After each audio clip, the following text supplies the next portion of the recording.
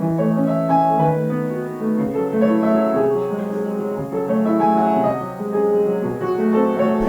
morning. Good morning. Yes. You.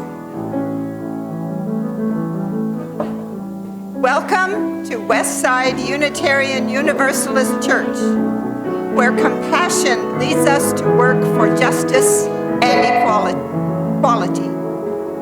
I'm glad you came today, and it is my hope that you will find something here that nourishes your heart, feeds your mind, and grows your spirit. My name is Debbie Rake, and I'm your worship leader this morning. Be you a spiritual seeker, an atheist, or a theist, Westside is a community of many beliefs, genders, and sexualities, a community of diverse cultural, racial, and class backgrounds, a community of varied abilities and gifts. Some here find inspiration in the great books, others in the great outdoors, and others still in great conversation. Whoever you may be, all are welcome in our inclusive congregation. To newcomers and old friends alike, together we say, welcome. That was good. At Westside, we are raising the next generation of Unitarian Universalists, and we want them to know that they are an important part of our community. Several years ago, we chose to be radically inclusive and to adopt a multi-generational worship, where our services include all family members. So, welcome to all children and youth of all ages. There are a number of announcements included in your order of service. Please take any of them with you that you might need for reminders this week or to share with others. For those of you joining us online or visiting with us today, if you are not already on our mailing list, please sign up by clicking the link at the bottom of our westsideu.org website. And for those of you here in person with us, please take a moment to silence your devices. Now, I invite you to take a deep breath, and from wherever you are, settle into this sacred space that we create, and let us worship together as we listen to this morning's prelude, Edelweiss by Richard Rogers, and performed by Dr. Yuki Kumamoto.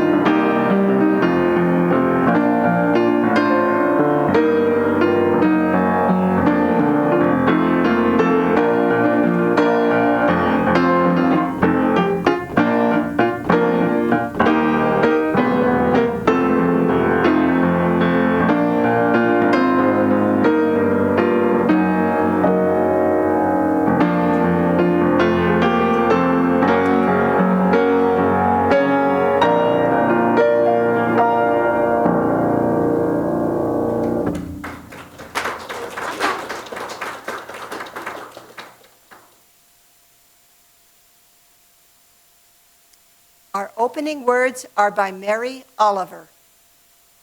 This morning, the green fists of the peonies are getting ready to break mine. As the sun rises, as the sun strokes them with his old buttery fingers and they open, pools of lace, white and pink, and all day the black ants climb over them, boring their deep and mysterious holes into the curl, craving the sweet sap taking it away to their dark underground cities. And all day under the shifty wind, as in a dance to the great wedding, the flowers bend their bright bodies and tip their fragrance to the air and rise, their red stems holding all that dampness and recklessness, gladly and lightly. And there it is again, beauty, the brave, the exemplary, blazing open. Do you love this world? Do you cherish your humble and silky life? Do you adore the green grass with its terror beneath?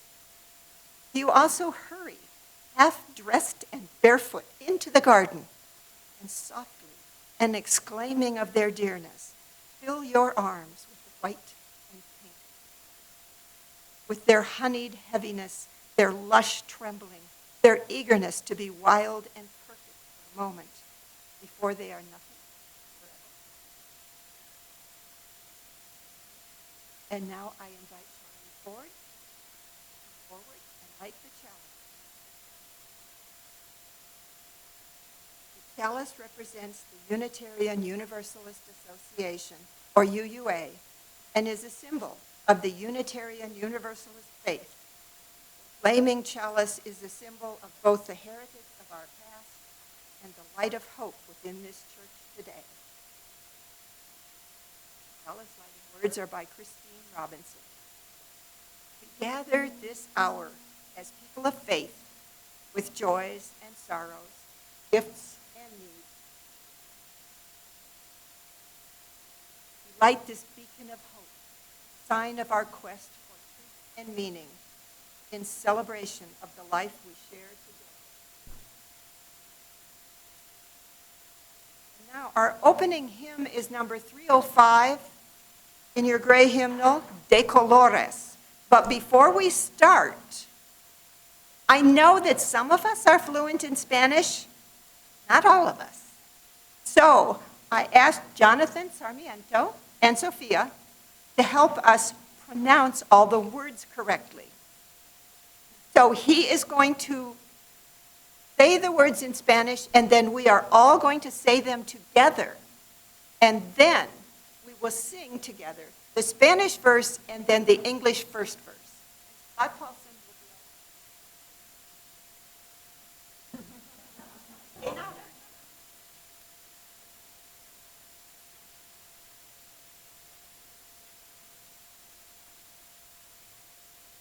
Morning.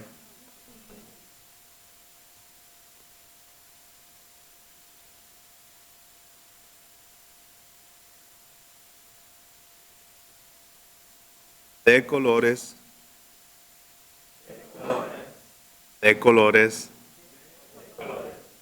se visten los campos en la primavera. De colores, de colores, son los pajaritos que vienen de afuera. De colores,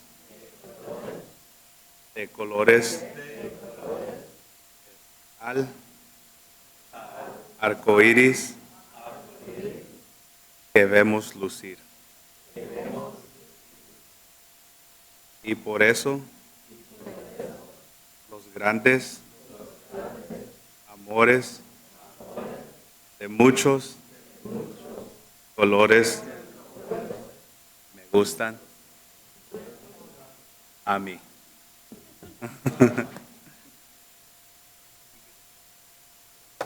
Gracias. We're going to do our best. So a brief intro.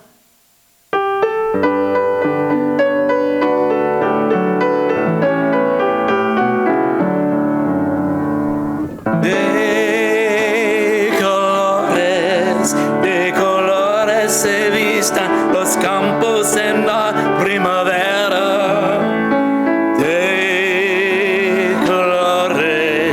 De colores son los pajaritos que venían la afuera.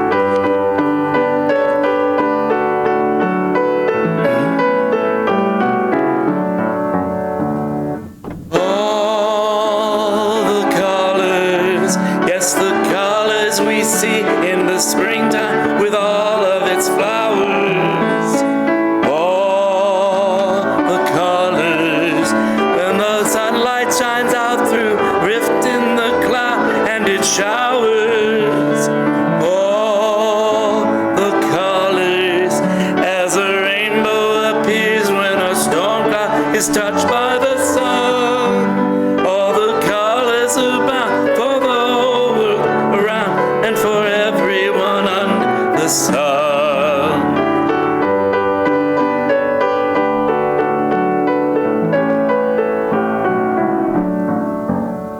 Excellent.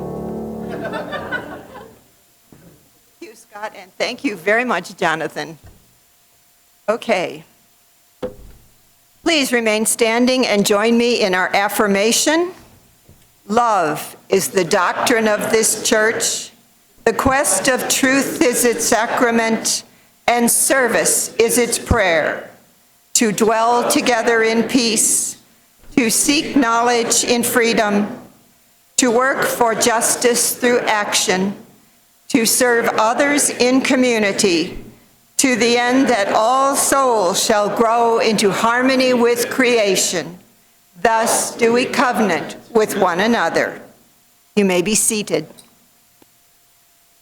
Please come forward if you are young or young at heart and would like to have a close-up view of our Time for All Ages presenter, Nikki Kennedy, our Director of Lifespan Religious Education.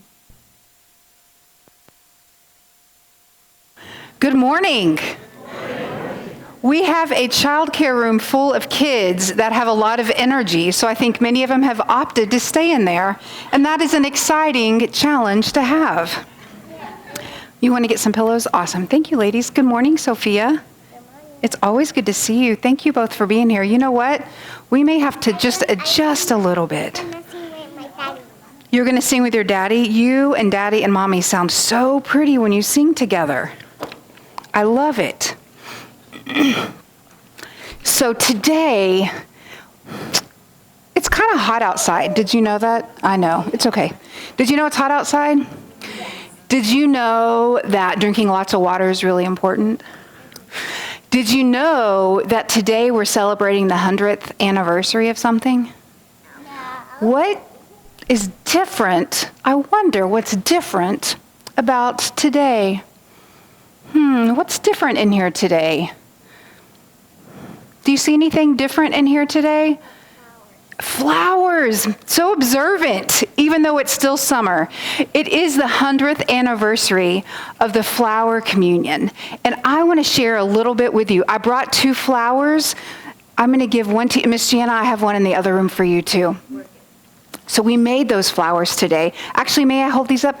We made flowers that will always live today because in honor of the Texas summer. So I want to share with you a little bit more about the flower communion. It was started, this is the 100th anniversary, and it was a minister in Czechoslovakia. Do you know where that is? Is that nearby? Do you think we can drive there? No, it's way on the other side of the ocean, of the pond, of the world. And he created it because he wanted his community, his church, to have a ritual, a ceremony of some kind that would tie the members more closely together. A ceremony that would show how each of us are individual, but we're also part of something bigger, this community, a whole community. His church members struggled with some of the other traditions, so he thought it was time to come up with something new. One day he was walking. I think it was in the spring. There's a roly-poly. That's okay. Yeah. So one day he was walking in the spring, and if you would indulge me, if you guys would close your eyes for a minute, and I want you to pretend like you can feel the spring breeze blowing through your hair and smell the sweet goodness of flowers. And how many colors of flowers do you see? I want you to think about it. Maybe you see some red and some pink. Maybe you see some green, some purple, maybe some yellow. And I want you to remember that coolness.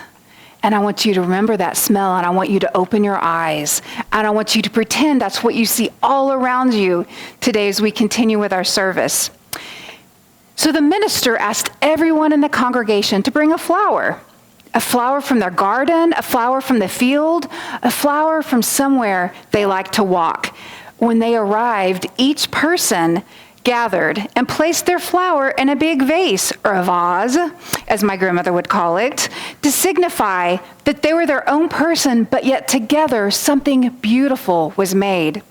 The bouquet of flowers was carried up, thank you. The bouquet of flowers was carried up to the front of the sanctuary so that everyone could see it.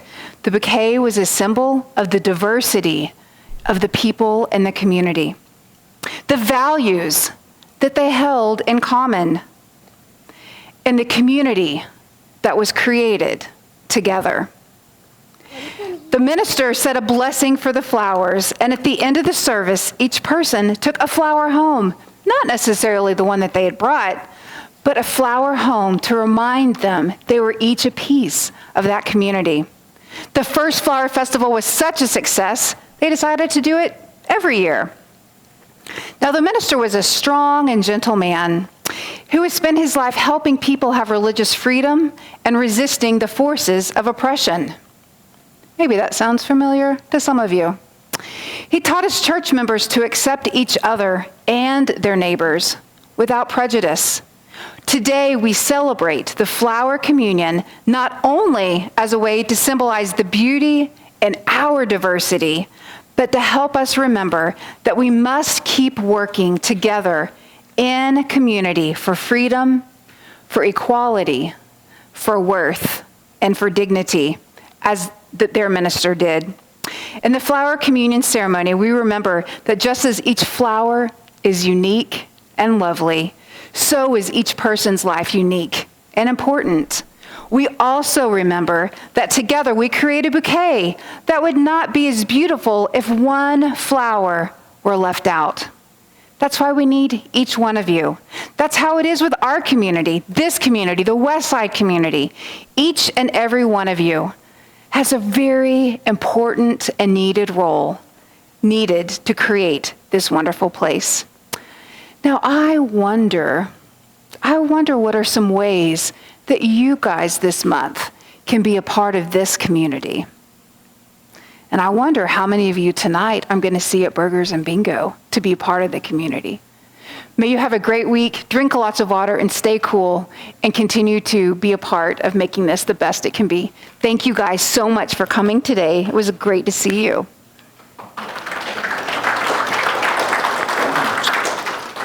Let's sing the kids out with number 118 in the gray Thank you for hymnal, coming This forward. Little Light of Mine. Go ahead, sorry.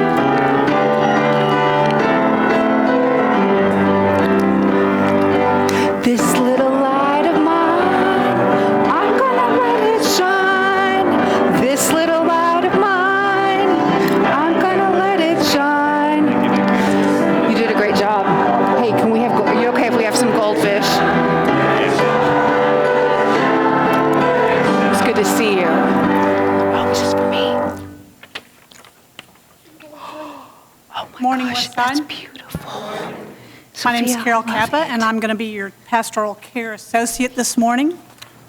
In our community here at Westside, we make time each week to share pieces of our lives with one another.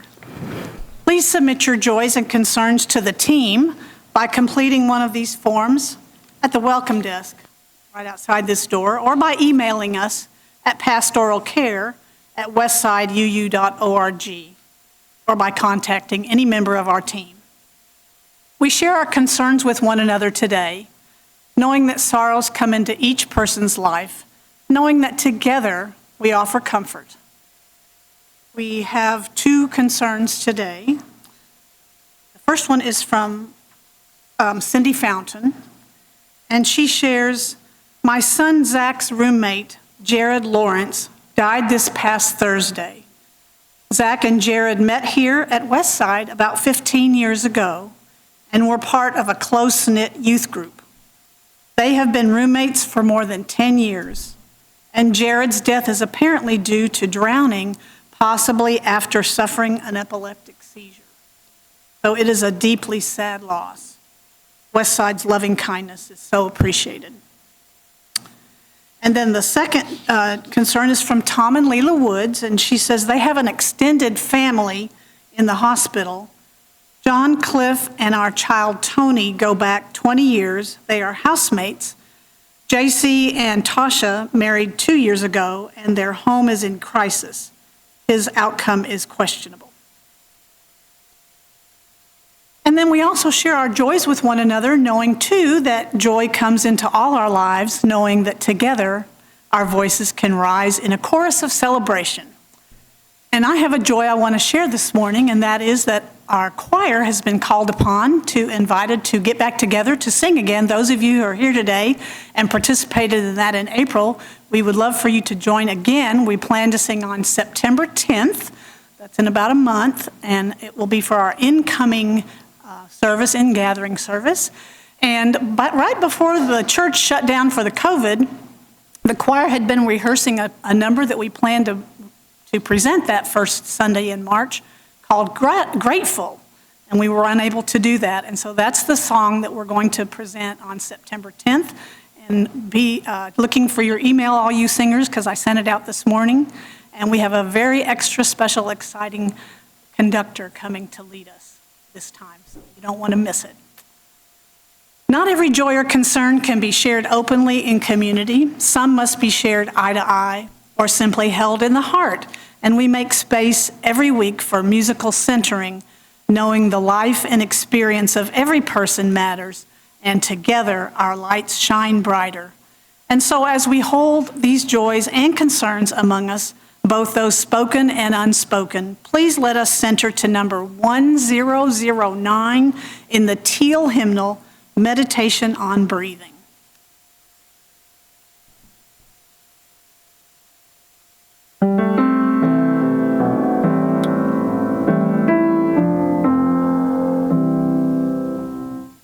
I breathe in, I'll breathe in peace. When I breathe out, I'll breathe out love. When I breathe in, I'll breathe in peace. When I breathe out, I'll breathe out love. When I breathe in, I'll breathe in peace. When I breathe out, I'll breathe out love.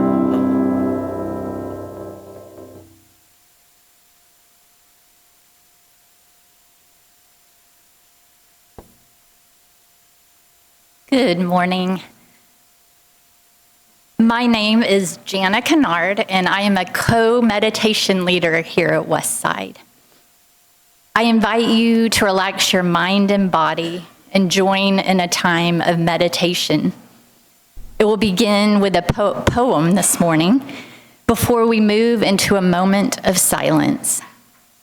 Our Tibetan prayer bowl will sound to signal the start of your own meditation, prayer, or reflection, and it will sound again at the end. Our introduction this morning is Flower Communion by Lynn Unger. What a gathering, the purple tongues of iris licking out at spikes of lupine, the orange crepe skirts of poppies lifting over buttercup and daisy. Who can be grim in the face of such abundance? There is nothing to compare, no need for beauty to compete. The voluptuous rhododendron and the plain grass are equally filled with themselves, equally declare the miracles of color and form. This is what community looks like. This vibrant jostle, stem by stem, declaring the marvelous joining. This is the face of communion, the incarnation once more, gracefully resurrected from winter. Hold these things together in your sight, purple, crimson, magenta, blue. You will be feasting on this long after the flowers are gone.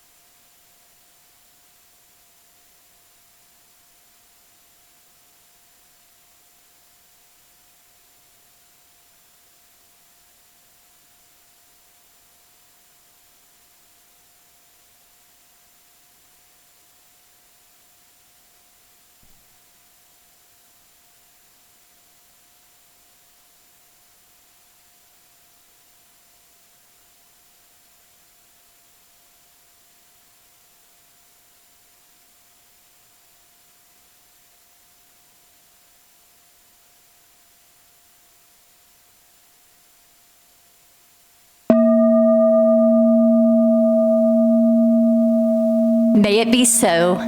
Blessed be, and amen.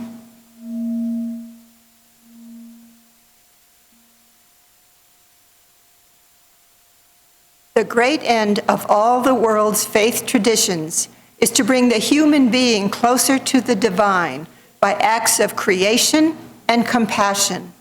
In the spirit of generosity, Westside chooses to reach out to our wider community. Westside's plate offering for August is Southside Community Garden.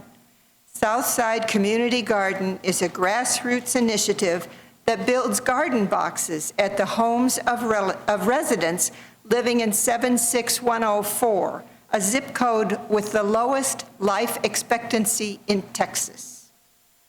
Its aim is to increase access to fresh produce and empower transformational healing in a community impacted by food apartheid and systemic racism.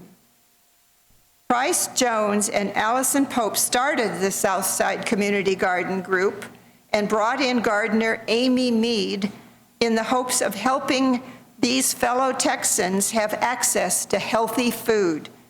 Jones and Pope met during Black Lives Matter protests in 2020, and by speaking out during Fort Worth City Council meetings, after a Fort Worth police officer shot and killed a Tatiana Jefferson in October of 2019. Jefferson was living in 76104 at the time of her death. James Smith, a Tatiana's neighbor, and the person who called 911 for a wellness check that evening, was the first recipient of a garden box.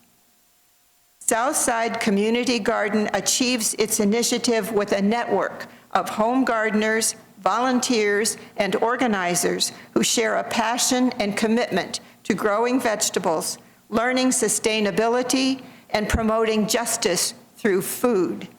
Access to healthy food is a vital part of longevity. Please give generously as you are able in support of this very worthy cause. And now let us enjoy this musical offering, Scarborough Fair, by Simon and Garfunkel, performed by Yuki.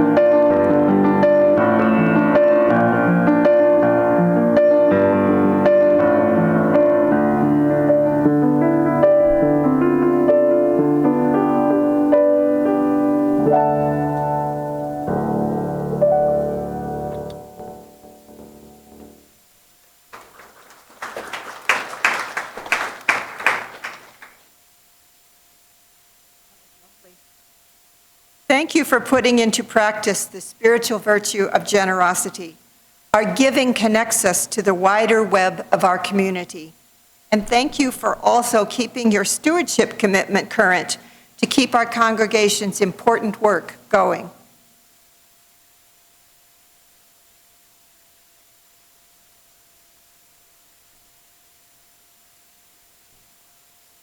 Okay, I have adapted this biography of the developer of the Flower Communion, Chapek, Norbert Chapek, from an article on the website of the First Unitarian Church of Essex County in New Jersey.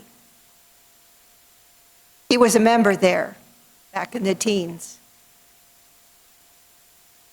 Double teens, okay. I forget, yeah. Their article is based primarily upon the book by Richard Henry, Norbert Fabian Chapek, A Spiritual Journey, and used copies are still available on Amazon, I checked. Norbert Chapek was born June 3, 1870, in Bohemia. He was raised as a Roman Catholic, but became a Baptist at the age of 18, and soon thereafter began a career as a minister, missionary, publicist, and composer of hymns. He served a congregation in Saxony for 3 years, then moved to Moravia, where he established a new congregation. In 1901, he was elected chair of the Union of Baptist Churches of Moravia and Slovakia. His religious stance became increasingly liberal. He was influenced by the social gospel movement and by the study of radical Christian movements in Czech religious history. Chapek first became interested in Unitarianism in 1910 as a result of a meeting with Tomáš Masaryk, who was then a professor and later was the president of Czechoslovakia. Chapek tried that year, without success, to get the American Unitarian Association to support his efforts to promote liberal religion. At the beginning of World War I in 1914, Chapek moved to the United States. He had been advised that he was in danger of arrest by Austrian authorities because of his nationalistic and anti-Catholic writings. He served as pastor of the First Slovak Baptist Church in Newark. He organized an alliance of the various Slovak associations in New Jersey and was active in the movement for Czechoslovakian independence. Chapek's wife, Maja Oktavek, was born in Bohemia and came to the United States in 1907, where she earned a degree from the Columbia University School of Library Science. And in 1914, at the New York Public Library, she was put in charge of the Czech section. And there she met Norbert Chapek. They were married in 1917. Chapek had already been married and widowed twice and had 9 children, in case you're wondering if Maya was a brave woman. Also in that year, he resigned his Baptist pastorate. I think it was one step ahead of being asked to leave. At the end of World War I, Czechoslovakia became independent, and many Czechs decided to leave the established Roman Catholic Church. Chapek was eager to return to his native land and play a part in its spiritual reawakening. He and Maya decided in 1920 to sell their home to get money for the voyage. But there was a delay in the buyer's payment, and they found it necessary to rent an apartment in East Orange. While living there, they encouraged their 3 school-aged children to try out various Sunday schools and report back to their parents on the lessons there. The one they finally found that pleased them was the First Unitarian Church of Essex County. Norbert and Maya also visited the church and found there, quote, not only clear heads, but warm hearts too. Close quote. They signed the membership book on January 10th, 1921. This sounds very familiar to me. We've got these kids, we care about them very, very much, and we want them to be with people whose values we share. Let's try the Unitarian Church. And we love it when you do that. Okay. The minister, Dr. Walter Reed Hunt, learning of Čapek's interest to return to Czechoslovakia, arranged for him to meet the president of the American Unitarian Association, Dr. Samuel Eliot. By May, Čapek had a commitment from the AUA to support his work in Czechoslovakia, and he and Maya embarked for Europe. By February 22, Čapek had organized the Prague Congregation of Liberal Religious Fellowship, and the services were soon drawing standing room-only crowds. Envision that. Just imagine. Standing room-only crowds. We got a ways to go. The Sunday sermon was repeated and debated in a Tuesday evening program. On June 24th, 1923, the first flower communion was celebrated. Maya was ordained as a minister in 1926. For several years, the fellowship met in rented halls. With financial help from the AUA and the British and Foreign Unitarian Association, they acquired and renovated a medieval palace. Once again, okay. In 1930, the Unitarian Church of Czechoslovakia was officially recognized by the Czech government. In 1939, shortly before the German occupation of Czechoslovakia, Maya Čapek left for the United States to lecture and raise funds for a joint Unitarian Friends program to assist endangered refugees and internees. The AUA offered a position in the United States to Čapek, but he declined the offer, feeling it his duty to remain with his people. The activities of the church continued during the occupation as before, though under Gestapo's surveillance, Čapek was more subtle in his sermons and articles. On March 28, 1941, Čapek and his youngest daughter, Zora, were arrested by the Gestapo. They were convicted of listening to foreign radio broadcasts. Čapek was sentenced to a year in prison.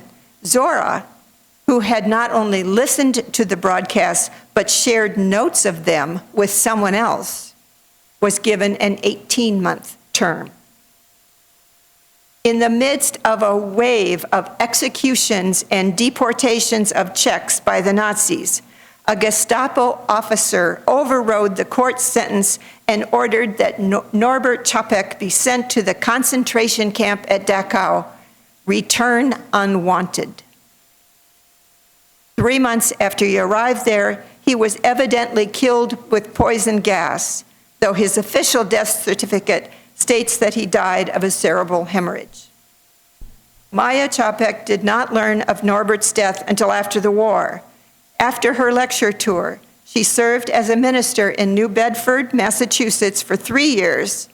She also worked for the United Nations Relief and Rehabilitation Agency and helping displaced persons. And finally, she died in 1966.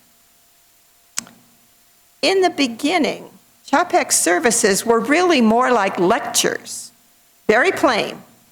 No ritual, no ornaments, no special clothing. After a while, some of the congregants began to ask for something more, something that would appeal to the heart, the senses, as well as the mind. Čapek considered some kind of communion. However, His church, very like ours, was made up of many folks who had grown up in another faith and then rejected it. He knew he needed to try something completely new. The idea came to him that flowers might be a place to start. He developed a service that asked people to bring a flower and then combine all of them into one beautiful bouquet.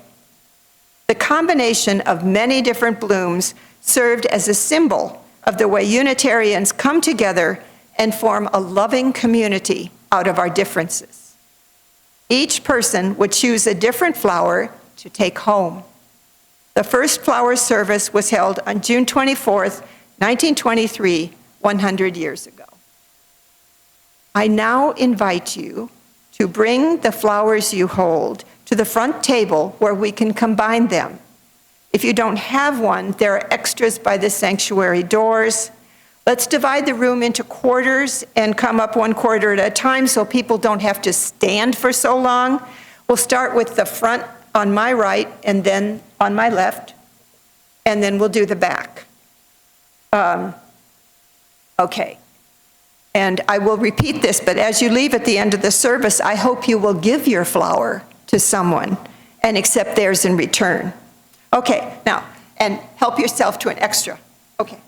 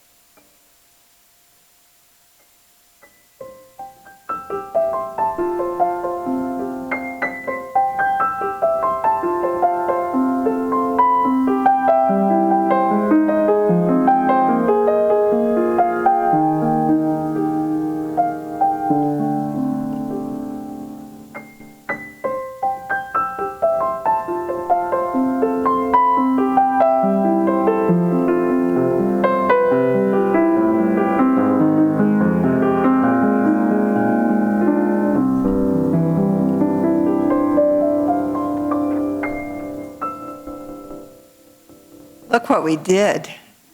That's gorgeous. Okay. So what I forgot was that you would take a flower so you'd have one to exchange with people as you leave. So there's lots of flowers still back on the floor back there. Tanner, can you take that bucket and put it up where people can see it? Yes, we have more flowers. Great. So as you leave, feel free to take another flower to take home with you, and please feel also free to exchange it with somebody. Okay. All right. Now, our closing words are by the Reverend Judy Wells, Into the Sun-Washed Light. Let us go out now into the sun-washed light of the blossoming world. May the inner light of our own being add its bright blessing to the dappled days and enhance the glow of nightfall. Yuki, did I forget to put the closing hymn in here? I think this would be a good time. Okay. All right. Let's do that.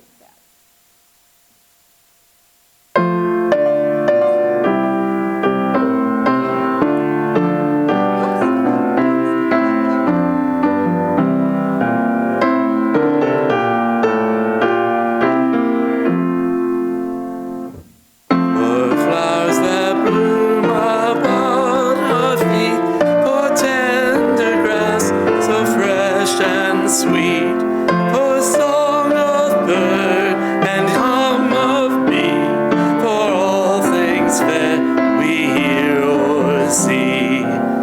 Giver of all, we thank thee. For blue of street and blue of sky, for pleasant shade of branches high, for fragrant air and cooling breeze, we beauty of the blooming trees. Giver of all, we thank thee. For this new morning with its light, for rest and shelter of the night, for health and food, for love and friends, for everything thy goodness brings. Giver of all, we thank thee.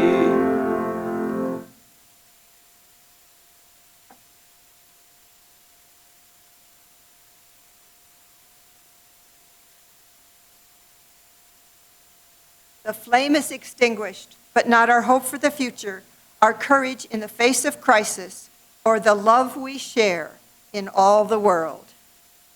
Join me in the congregational closing.